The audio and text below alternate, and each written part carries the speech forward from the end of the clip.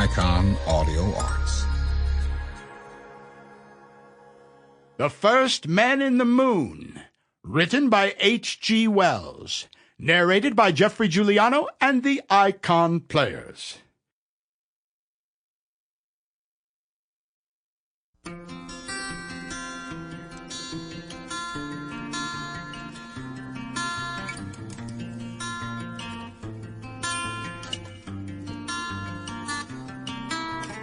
Welcome to the icon world of classical literature.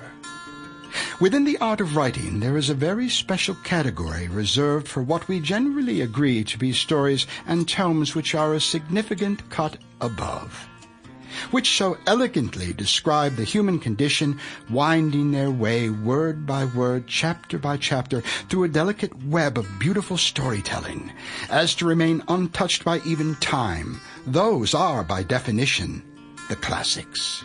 When the synergy of truth, intelligence, and insightful description come together in a tale which moves one emotionally, inspires, and educates, those works are indeed classic.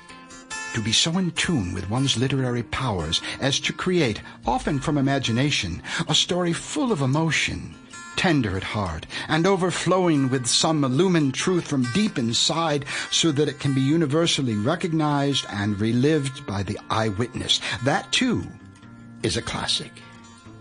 Here at Icon, we go far beyond the recommended reading list of the studious English language major to bring you what is the elemental soul of the art of the written word, so that you may, in your own way and time, enter into the story laid out before you to be forever changed and just that much more enlightened. That, then, is the true power of classical literature, and our humble attempt at its presentation herein as an audiobook to remember. Welcome.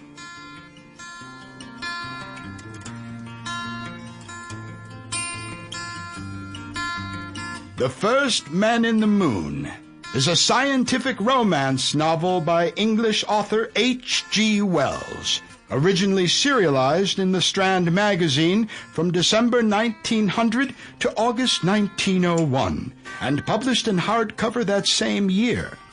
Wells called it one of his most fantastic stories. The novel tells the story of a journey to the moon undertaken by two protagonists, a businessman narrator, Mr. Bedford, and an eccentric scientist, Mr. Cavor. Bedford and Cavor discover that the moon is inhabited by a sophisticated extraterrestrial civilization of insect-like creatures. Bedford is a London businessman, and also the narrator of this fantastical tale. Bedford rents a small countryside house in Kent, where he wants to work in peace. He is bothered every afternoon, however, at precisely the same time by a passer-by making odd noises. After 2 weeks, Bedford accosts the man, who proves to be a reclusive physicist named Mr. Cavor. Bedford befriends Cavor when he learns that he is developing a new material, cavorite, which can negate the forces of gravity. When a sheet of cavorite is prematurely pressed, it makes the air above it weightless and shoots off into space.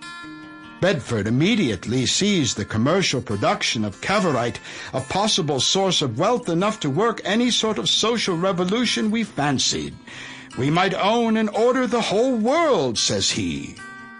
Cavor hits upon the idea of a spherical spaceship made of steel but lined with glass, and with sliding windows or blinds made of cavorite, of which it can be steered, which persuades a reluctant Bedford to undertake the voyage to the moon. Quite reasonably. Cavor is certain there is no life there. On the way to the moon, they experience weightlessness, which Bedford finds exceedingly restful.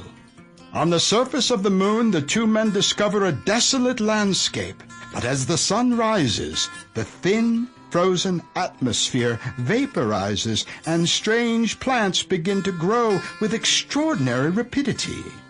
Bedford and Cavor leave the capsule, but in romping around get lost in the rapidly growing jungle. Sample complete. Ready to continue?